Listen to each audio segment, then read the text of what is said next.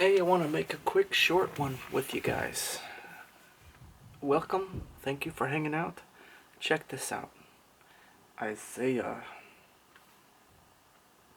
Isaiah's juicy because I can find it in the New Testament, but I like to reference sometimes the source to see where it's coming from. Isaiah was a prophet uh, for the king, and in Isaiah 54, verse 17, it says, "No weapon that is formed against thee shall prosper.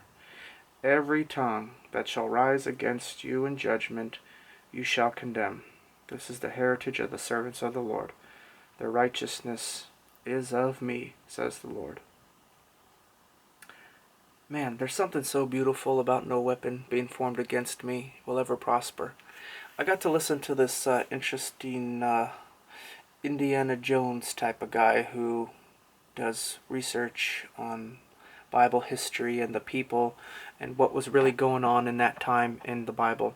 And what was going on was the Assyrians were some of the most ruthless people that were coming to destroy Israel.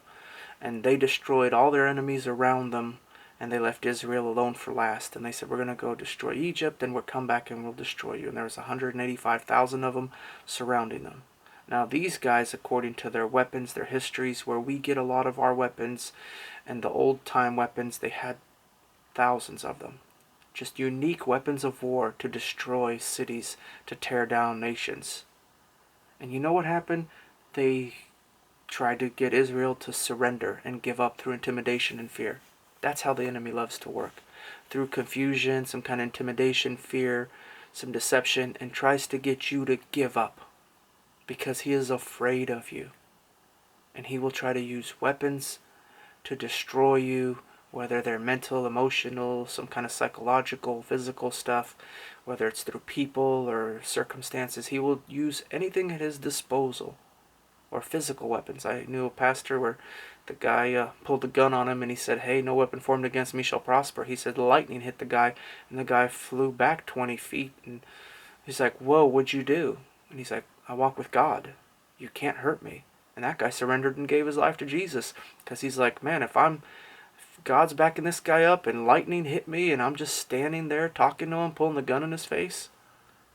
Anyway, it's so beautiful to hear that no weapon formed against, but I didn't know the history or what was really going on at the time.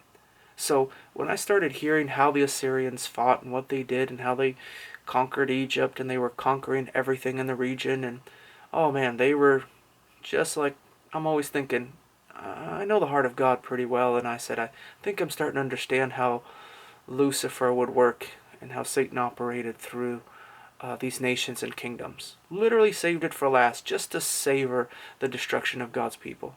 And you know what they did? They had all these weapons of war. They threw everything at them. You know what? They even had one of their weapons. You might have heard this verse in Isaiah 40:31. Those who hope in the Lord will renew their strength. Or, or they that wait upon the Lord will renew their strength. They will soar on wings like eagles. They will run and not grow weary. They will walk and they will not be faint. We hear that one quoted all the time, but it's like, why would you say your youth is renewed like the eagle? And people start quoting all sorts of things about the eagle becoming new, and so you're gonna, how's me walking and not growing tired like an eagle? Like, because the eagle soars, and so I'm gonna soar in my car instead of walk and not get tired. What is he getting at? And if you knew what Israel was facing and the weapons that was coming at them, it was crazy. These guys, the Assyrians had over like 700 trained giant eagles. These eagles were so big that they were intertwined these ropes to the legs of the eagle. And as the eagle would flap its wings and run, it would even lift that guy up. So that guy could literally take a couple leaps and jumps and fly around the entire city as he controlled that eagle. And he would let that eagle go. That eagle would dive bomb and hit people that were sitting on the walls and defending the thing. I mean, talk about some crazy warfare that they had to deal with. And everything that the enemy threw, and I was like, well, what does this mean? And I looked up the word wait, because the word wait upon the Lord isn't just to tarry and sit around and be patient. I love looking up once in a while. I'm not a big fan of looking up Greek and Hebrew stuff, but it says the primitive word, the root word of weight is to bind together, a twisting. And I was like, so those ropes that were twisted around and wrapped on those eagles' legs, and those things could fly, and those people were just hanging on, and they were flying or at least gliding for a time. And I'm thinking, this is nuts. They had all these weird weapons, and I'm thinking, I guess when I am entwined and I wait as in I entwine and I become one with the Lord, it's so easy and it's so effortless. He carries me. He helps me because I'm entwined and I become one with him. You know, the Bible talks about a three entwined cord is not easily broken. Yeah, because I'm entwined with him. So, no weapon formed against me shall prosper. That's a beautiful thing. And everything the enemy threw failed. And then they made special weapons to destroy Israel, and that didn't work, and they failed.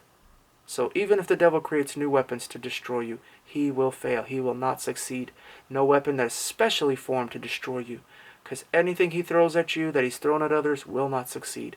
Unique weapons that he throws at you will not succeed. He will fail if he tries to get near you.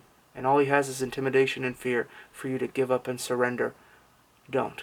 You're a son and a daughter. You have full rights to destroy and defeat the enemy at all, in every turn, in any circumstance.